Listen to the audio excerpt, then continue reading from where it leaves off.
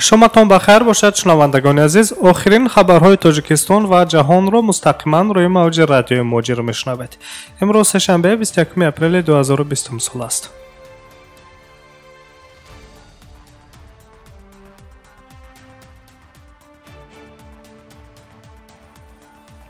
бар асоси хулосаи Институти астрофизикаи Академияи илмҳои Тоҷикистон имсол моҳи муқаддаси Рамазон ба рӯзи ҷумъа 24 апрел рост хоҳад омад.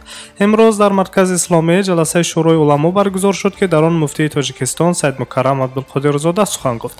шӯрои уламои Тоҷикистон дар ҷаласа масъалаи фитри садақа ва ҳаҷми додани закотро баррасӣ ва мувофиқи фармодаҳои дини мубини ислом қарори дахлдор қабул карданд.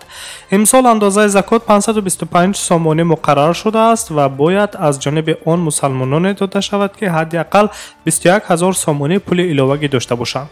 андозаи садақа дар соли ҷорӣ 5 сомонӣ ва барои ҳар рӯзи талафи рӯза 10 сомонӣ муқаррар шудааст. яъне шахсе, ки дар моҳи шарифи Рамазон рӯза гирифта наметавонад, бояд 300 сомонӣ садақа кунад. ёдовар мешавем, ки тибқи қарори шӯрои уламо баргузории намозҳои муштарак, таровеҳ, ифтор ва идгардак бино ба хатари эҳтимоли паҳншавии коронавируси навъи COVID-19 дар кишвар муваққатан манъ карда шудааст.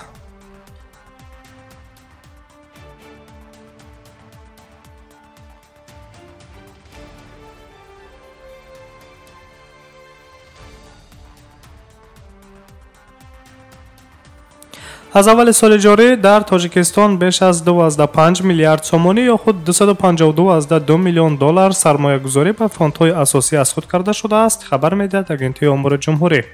дар 3 моҳи аввали соли 2020 сармоягузорӣ ба маблағи зиёда аз 1.6 миллиард сомонӣ ё 62.1% ба иншооти саноатӣ сарф шудааст, қайд мекардад дар иттилоияи аҷонсии омор. дар иншооти сармоягузории ғайрисесолӣ зиёда аз 980.6 миллиард сомонӣ ё худ 37.9% тамоми сармоягузориҳо дар ҷумҳурӣ сарфа гардидааст. дар сохтмони иншооти энергетикӣ бошад беш аз 1.1 миллиард сомонӣ харҷ гардидааст. дар муқоиса ба моҳҳои январ-марти соли 2019 ҳаҷми сармоягузориҳо дар сохтмони иншооти барқӣ бошад 6.2% кам гаштааст. дар соҳаи нақлиёт ва алоқа 149 миллион сомонӣ сармоягузорӣ ба фондҳои асосӣ сарф карда шудааст.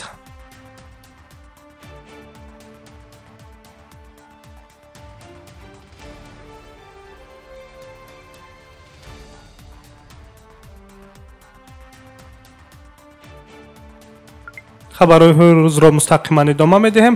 мақомоти ҳифзи ҳуқуқи шаҳри Орёли Русия ду шаҳрванди Тоҷикистонро барои вайрон кардани ҳолати карантинӣ 15 000 рубли ҷарима карданд. гуфта мешавад, ки ду муҳоҷири тоҷик аз Москав ба Орёл рафтанд ва ҳолати карантиниро риоя накарданд ва ҷаримабандӣ шуданд. хабар медиҳад котиботи додгоҳи ноҳияи советии шаҳри Орёл. муҳоҷирони тоҷик аз шаҳри Москав ба шаҳри Орёл рафта маҷбур буданд, ки 14 рӯзро дар танҳоӣ сипарӣ кунанд, аммо кормандони мақомоти ҳифзи ҳуқуқ онҳоро дар ҷойҳои ҷамъиятӣ дастгир карданд, ки гаштугузор доштаанд.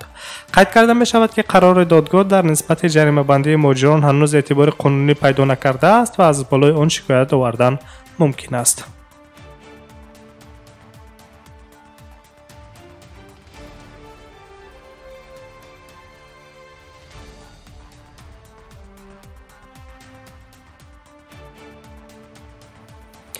дар Москав бошад мақомоти ҳифзи ҳуқуқ як муҳоҷири ӯзбекистониро дастгир намуданд, ки ӯро ба сохтани шаҳодатномаи кории қалбакӣ ва сӯистифода аз ваколатҳои хизматчии давлатӣ айбдор менамоянд. гуфта мешавад, ки дар шаҳри Москав кормандони пулис як муҳоҷир шаҳрванди Ӯзбекистонро барои вайрон кардани ҳолати худнигоҳдорӣ дар хона боздоштанд, ки муҳоҷири ӯзбекистонӣ ба кормандони пулис шаҳодатномаи хизмати давлатиро ба пулис нишон додааст, ки гӯё он метавонад дар давраи карантинӣ дар Москав ва вилояти Москав озодона гаштугузор кунад. зикр мегардад, ки ин мард ба пулис шаҳодатномаи аз 1 апрели соли 2020 додашударо пешниҳод кардааст, ки гӯё он аз ҷониби муассисаи давлатии буҷавии хоҷагии манзилии ноҳияи Ломоносовскии шаҳри Москав дода шудааст. дар ҳафти ташхиси додгоҳӣ маълум гаштааст, ки дар ҳуҷҷати мазкур муҳри қалбакӣ гузошта шудааст. тибқи маълумоти расмӣ ин мард 34 сол дорад ва шаҳрванди ҷумҳурии Ӯзбекистон аст, аммо мақомот ному насаби ӯро ошкор намекунанд. ҳоло дар нисбати боздоштшуда корҳои тафтишотӣ оғоз гардидааст. интизор меравад, ки шахси гумонбарро мақомот барои сохтакории ҳуҷҷатҳо ба ҷавобгарии ҷиноятӣ кашанд.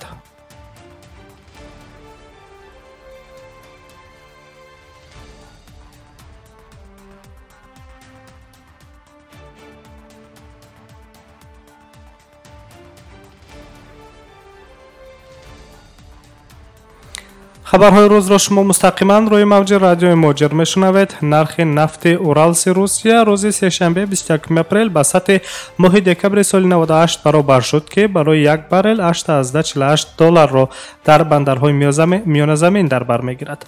نرخ نفت روسیه بر اساس نوع برند که در بیرژه سودا فروخته می شود حساب کرده می شود و در جریان سودای روز سه‌شنبه یک بارل آن از 19 دلار نیز پایین رفت. این سطح حداقل در طول 18 سال اخیر می باشد که به شدت پایان می رود. درآمدها به بودجه روسیه مستقیما از نرخ نفت اورالس وابسته است. آن تقریبا 40% درآمد صادراتی روسیه را در بر می گیرد.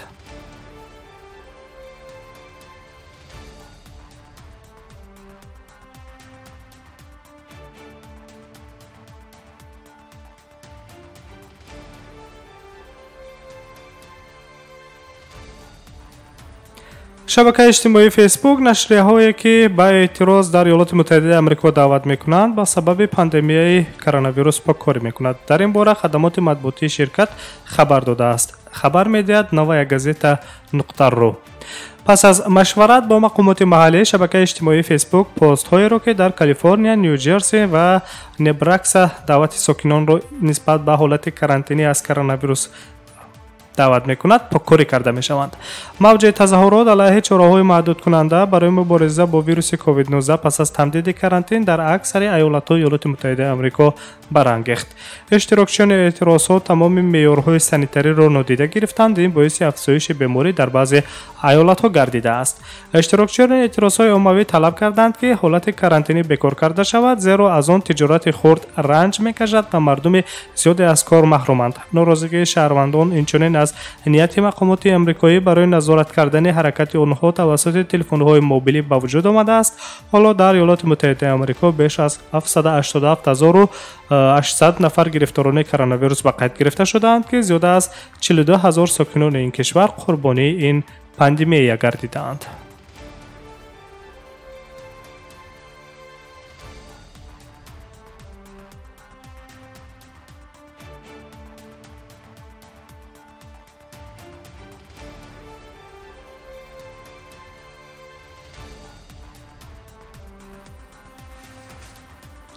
رجع خودنگهداری در خانه در روسیه میتواند تا به میانه‌های فصل تابستان تمدید شود. این لایحه احتمالی است که حالا مقامات فدرالی در روسیه آن را مورد محاکمه قرار دادند. خبر می‌دهد اربک با استناد به منبع‌های خود در حکومت روسیه. همچنین احتمال می رود که حالت خودنگهداری در خانه را مقامات در روسیه تا میانه‌های ماه می تمدید کنند، چون در روسیه روزهای استراحتی در ماه می 8 روز را فرا می گیرد که این از 1 تا 5 و بعد از 9 تا 11 می. بین این روزها تنها 3 روز کاری موجود است که این از 6 تا 8 می می باشد. روز دوشنبه 20 اپریل پرزیدنت روسیه ولادیمیر پوتین با کارشناسان اوید به وضع سانیتری اپیدمیولوژی در روسیه ملاقات برگزار کرد که در آن ولادیمیر پوتین اصرار داشته است که سطح اوج پهنشوی کرونا ویروس در روسیه تا حالا به آخر نرسیده است. معاون رئیس حکومت روسیه تاتیانا گولیکووا گفته است که منطقه‌های روسیه باید نظارت را در حالت خودنگهداری شدید کنند، چون اگر در این سمت سهلانگاری کرده شود پس شماره گرفتاران ویروس کووید 19 در دیگر منطقه‌های روسیه از مسکو دیده زیادتر خواهد شد. تا امروز صبح امروز 21 اپریل در روسیه 47121 نفر حادثه‌های سرایت گرفتاری به کرونا ویروس به قید گرفته شده است که از آن 405 نفر بیماران فوت کردند. میخائیل موراشکو وزیر تندرستی و حفظ اجتماعی اهالی روسیه در صحبت با شبکه تلویزیونی روسیه 24 اظهار امیدواری کرده است که مقامات تندرستی با این اپیدمی در روسیه پیروز خواهند شد و بار دیگر تاکید بر آن کرده است که حالت خودنگهداری در خانه بهترین روند امن داشتن آدمان از هر گونه بیماری‌های سرایتی خصوصا از ویروس کووید 19 میباشد. حالا طبق قرار کمیسیون مخصوص روسیه به مبارزه با ویروس کرونا تا 3 اپریل در این کشور حالت خودنگهداری در خانه جاری گردیده است. در سمت تمدید شدن یا نشدن چاره‌های محدود کننده مقامات رسما اظهار نظر نکردند.